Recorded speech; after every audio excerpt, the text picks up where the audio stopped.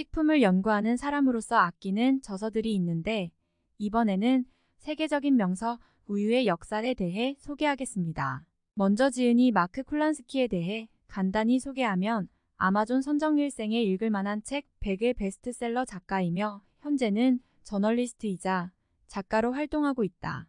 1997년 발표한 대구는 뉴욕시립도서관이 선정하는 비빌에 올랐으며 음식 관련 명저에 주어지는 제임스 비어드 어워드 제임스 비드 A를 수상했다. 그럼 본문으로 들어가겠습니다. 우유에 관한 한 가지 커다란 오해는 우유를 못 마시는 사람들에게 뭔가 문제가 있다는 인식이다. 하지만 사실 우유를 마실 수 있는 상태가 정상이 아니다. 유럽인 대부분이 우유를 마실 수 있고 일부 지역에서는 유당불내증이라는 질환 때문에 포기하고 사는 경향이 있다. 하지만 유당불내증은 모든 포유류의 자연 상태다. 인간은 확실히 기본적인 자연 법칙을 무시하고 이유기가 지나서도 젖을 먹는 유일한 포유동물이다. 자연에 사는 대부분의 포유동물 새끼는 신체적으로 먹이를 소화할 준비가 되면 유전자가 개입해 우유 소화 능력을 차단한다. 우유의 당분인 락토오스는 유전적으로 통제를 받는 락타아제, 즉 유당분 해효소라는 효소가 장내에 있을 때만 소화가 가능하다. 인간은 대부분 락타아제를 가지고 태어난다. 그게 없는 아기는 모유를 먹을 수 없다. 하지만 아기가 어느 정도 자라면 유전자가 락타아제 생산을 중단시켜 더 이상 우유를 섭취할 수 없게 된다. 그런데 중동, 북아프리카, 인도 아대륙 사람들뿐 아니라 유럽인들에게까지 몸에 무언가 문제가 생겼다. 특정 유전자가 결핍되어 락타아제 생산이 멈추지 않아 성인이 되어서도 우유를 마실 수 있게 된 것이다. 그런 유전자 지도는 혈통이 같은 종족이나 친족 관계를 타고 이동한다.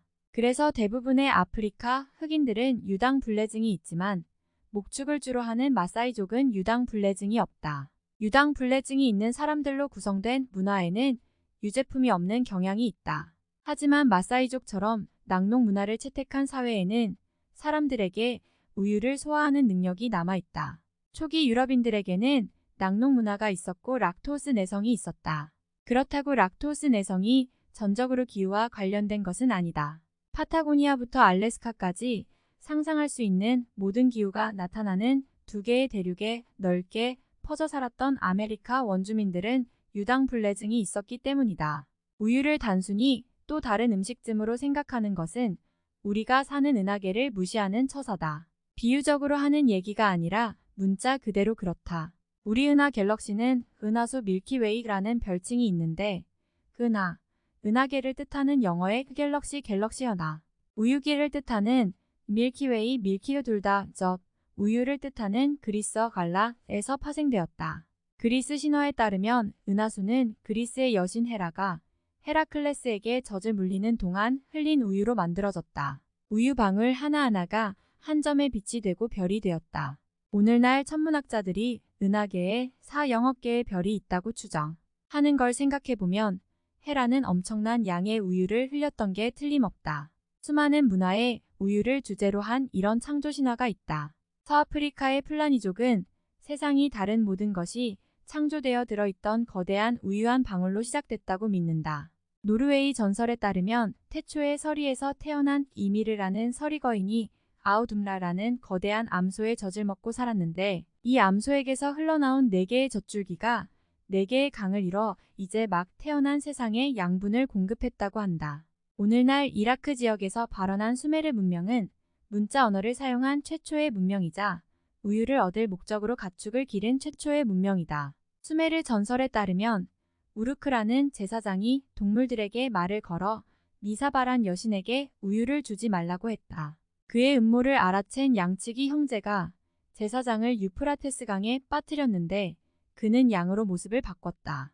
이 계략을 알아챈 형제가 제사장을 다시 강에 던졌고 이번에는 소로 모습을 바꿨다. 세 번째 계략도 알아낸 형제가 다시 그를 강에 빠뜨렸더니 이번에는 영양의 일종인 샤무아, 알프스 영양이죠. 그걸로 모습을 바꿨다. 이 전설은 확실히 우유를 얻을 수 있는 동물을 찾는 과정을 설명하는 전설임이 틀림없다. 이집트 모성의 여신 이시스는 파라오에게 젖을 물리는 모습으로 자주 보이고 그녀의 남편 오시리스는 1년 365일 날이 바뀔 때마다 한 사발씩 우유를 부은 것으로 유명하다. 이시스는 중동 전역에서 인기 있는 신이었는데 주로 커다란 가슴, 소의 머리와 뿔을 단 모습으로 묘사된다. 그리스에서 이시스에 해당하는 다산의 여신 아르테미스는 젖가슴이 수십 개 달린 모습으로 묘사되기도 한다. 이집트인들은 소의 여신 하토르도 숭배했다. 이집트 사원에서 우유는 흔한 곡물이었다. 사람들은 아기가 자기에게 젖을 물리는 유모의 성격을 물려받는다고 믿어서 유모를 선택하는데 매우 신중했다. 또 제우스가 바람둥이인 이유는 크레타 섬에서 방탕하기로 유명한 염소의 젖을 빨았기 때문이라고 전한다. 아시리아인들은 같은 유모의 젖을 먹고 자란 아기들을 형제자매로 보고 혼인을 금지했다. 기원전 2세기 또는 3세기경 로마에서 이제 막 엄마가 된 여인 앞으로 보내진 편지에는 이렇게 적혀 있다. 유모는 신경질적이거나 수다스러우면 안 되고 식욕을 조절하지 못해도 안 되며 예의 바르고 차분하고 경험이 많아야 하는데 외국인은 안 되고 그리스인이어야 합니다. 이 마지막 요구사항은 고대 그리스에서 자주 언급된다. 1, 2세기경 그리스 의사인 소라누스는 그리스 로마 사람들에게 유모는 그리스인이어야 한다고 거듭 강조했다.